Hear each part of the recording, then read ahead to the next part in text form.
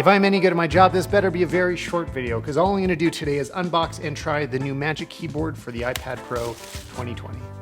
This is heavy.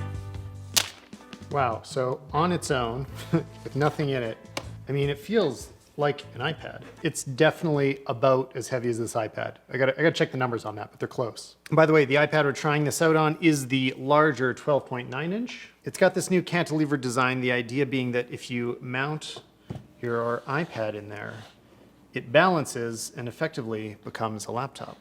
My biggest problem with the folio case was that it was relatively unstable, like you would want to shake a lot. You're actually seeing my table shake right now.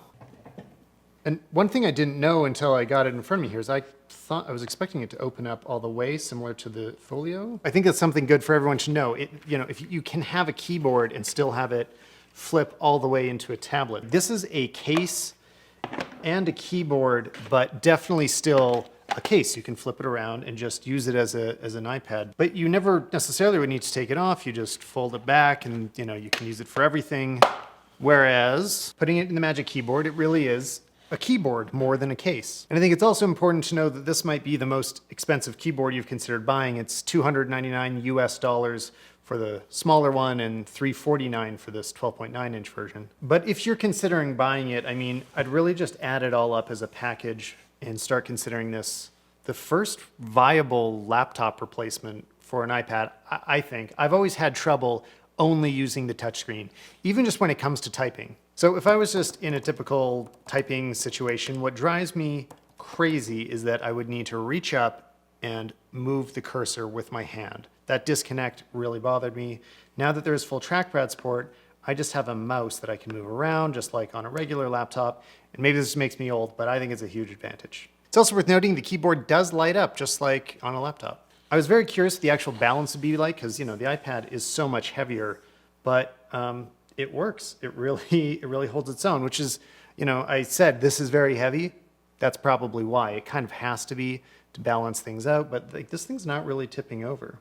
It has a very satisfying thump as it closes. And I'm just noticing it also has the 2 and 3 finger gesture support that a Mac does, which is great. I know that some of the other keyboards available for iPad Pros don't support that, even though the trackpad is supported. Not all trackpads can do that multi-touch gesture stuff. And the trackpad is touch anywhere to open. You don't have to find a specific part of it.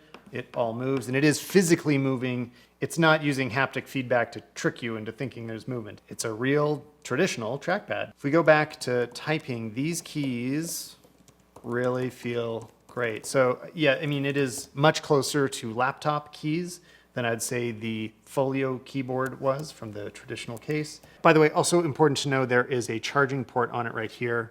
I'm also curious when I use the pencil and press. Oh yeah, so I was a little worried like if I'd try drawing, it would start tipping over, but it really doesn't. I mean, not that I can draw, but I'm saying if you can draw. Also, the magnets do seem a lot more firm than on the folio case. Sometimes I'd have it kind of fall out, and that does not seem like it's gonna happen on this one. But it is interesting that you wouldn't really ever turn it vertical anymore. This is not really a proper way to do it. That's why it's called a keyboard, not a case. Well, I did promise this would be quick, so that's it. If you want to hear more, go to stallmanpodcast.com. I'll see you guys in the next video.